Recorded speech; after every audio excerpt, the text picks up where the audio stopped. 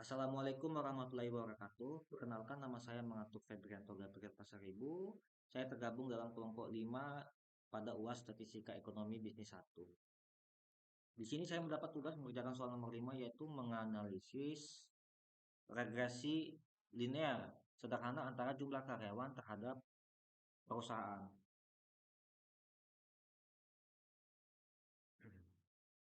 Kasus pada soal ini diceritakan seorang manajer SDM ingin mengetahui apakah jumlah karyawan berpengaruh terhadap pendapatan perusahaan. Kemudian data diambil pada 30 perusahaan sampelnya. Lalu kita akan menentukan variabel independen atau variabel X, yang mana itu adalah jumlah karyawan dalam satuan orang ya. Dan kemudian untuk variabel dependen, maaf, untuk variabel dependen atau variabel Y adalah pendapatan perusahaan dalam satuan juta dolar.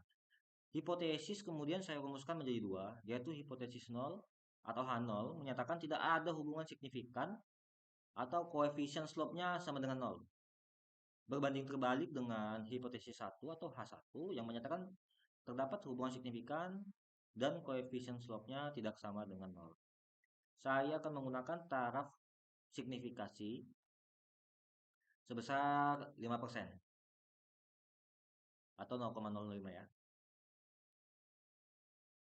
Nah, kemudian kita lanjut pada slide selanjutnya ini menunjukkan hasil regresi dan visualisasi data.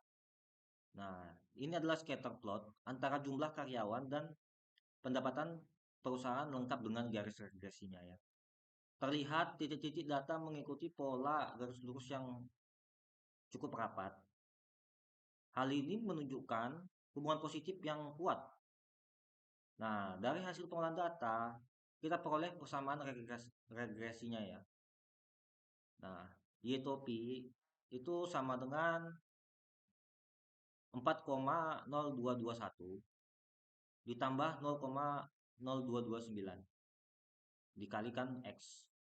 Konstansa atau intercept detailnya 4,0221 dan koefisien slope-nya sebesar 0,0299. Korelasi ini korelasi Pearson ya. Korelasi Pearson kita temukan sebesar 0,9913 maaf. Korelasi Pearson 0,9913 sementara R squared-nya 0,9827. Nah, kemudian Bapak Ibu, untuk memastikan hubungan ini signifikan secara statistik, ya kan, kita perlu melakukan pengujian. Pada video ini saya akan melakukan dua uji. Uji T itu uji T parsial untuk menghitung signifikansi koefisien secara parsial dengan nilai T hitungnya 39,832. Dengan P value-nya itu mendekati 0, jauh di bawah 0,05. Nah, untuk uji F, ini untuk menguji signifikansi model secara keseluruhan. Nilai F hitungnya 1587 dengan P value yang sangat kecil. Karena kedua P value ini di bawah 0,05. Sementara untuk hipotesis 0 itu saya tolak. Dikarenakan jumlah karyawan itu berpengaruh signifikan terhadap pendapatan perusahaan.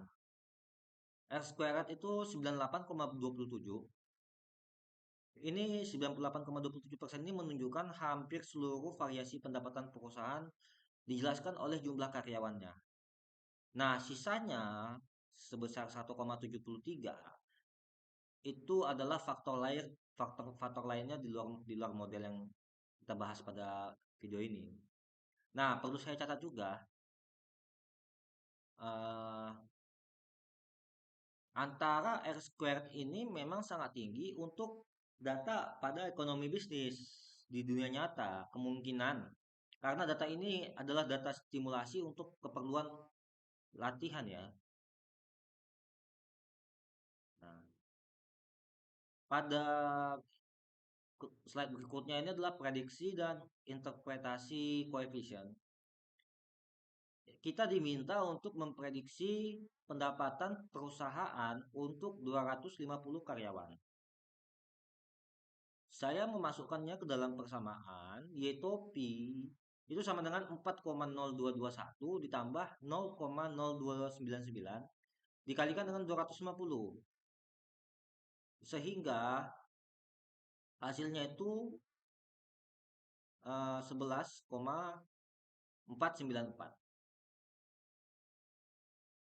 dengan satuan juta dolar ya, 11,494 juta dolar. Ini pendapatan yang dapat diprediksi.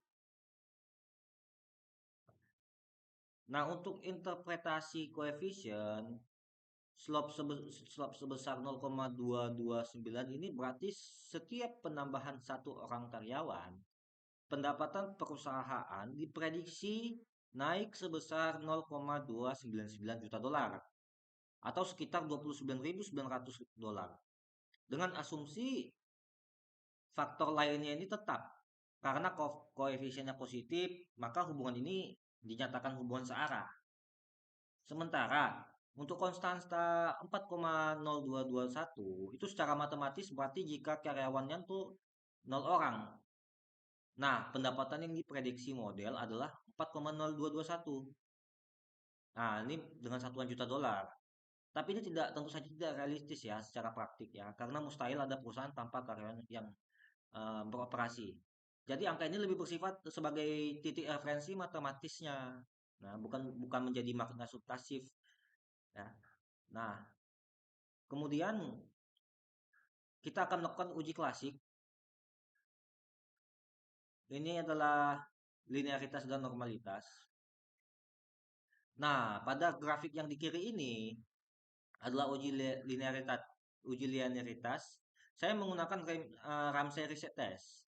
Hasilnya itu F sebesar 0,1964 dengan p-value itu 0,66212. Jauh di atas 0,05. Artinya ini tidak cukup bukti model saya. Nah, grafik residual terhadap nilai prediksi juga menunjukkan sebarannya itu acak tanpa pola yang melengkung ya. Sehingga saya simpulkan asumsi linearitas ini terpenuhi. Nah, sementara untuk uji normalitas residual kita gunakan Shapiro-Wilk. Hasilnya itu statistis W itu sebesar 0,9736 dengan p-value 0,6427. Itu di atas 0,05. Sehingga eh, residualnya itu dianggap berdistribusi secara normal. Ini didukung dengan QQ plot nih yang menunjukkan titik-titik mengikuti garis diagonal yang cukup dekat, cukup rapat. Nah, kemudian kita akan melakukan uji homoskedastisitas yang kita gunakan adalah Breuss-Pagan test. Hasilnya LM statistik itu sebesar 3,4048 dengan p-value itu 0,65. Di sini saya perlu jelaskan bahwa p-value ini memang di atas 0,05. Jadi secara teknis H0 tidak ditolak dan varian residual dianggap homogen. Tapi angka ini cukup dekat dengan ambang batas 0,05. Jadi saya kita perlu memberikan suatu catatan pada ini. Kemungkinan ada sedikit gejala heteroskadisitasnya ini, meski belum signifikan ya secara statistik. Saya perhatikan juga grafik ini tuh tidak menunjukkan pola corong yang jelas ya. Jadi secara umum asumsi ini masih dapat diterima. Nah, untuk uji autokorelasi, nilai yang menggunakan Dogby Batson test, nilai DW yang saya peroleh itu 1,6.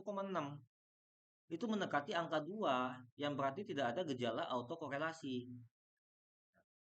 Grafik residual terhadap urutan observasi juga tidak menunjukkan pola naik turun yang cukup sistematis ya. Nah, kemudian Bapak Ibu kita akan masuk ke dalam kesimpulan. Ini sebagai penutup, terdapat 5 hal dari analisis ini. Pertama, itu terdapat hubungan linear yang signifikan antara jumlah karyawan dan pendapatan perusahaan dengan korelasi sangat kuat sebesar 0,9913. Nah, untuk yang kedua, model regresi yang saya peroleh adalah Y topi sama dengan 4,0221 ditambah 0,229X. Kemudian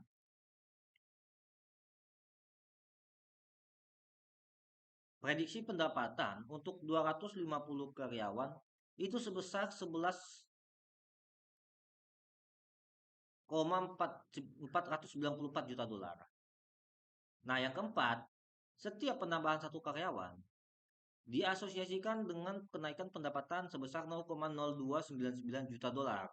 Namun ini menunjukkan hubung asosiasi statistik, bukan sebagai bukti cross section dan bisa dipengaruhi oleh variabel lainnya di luar model.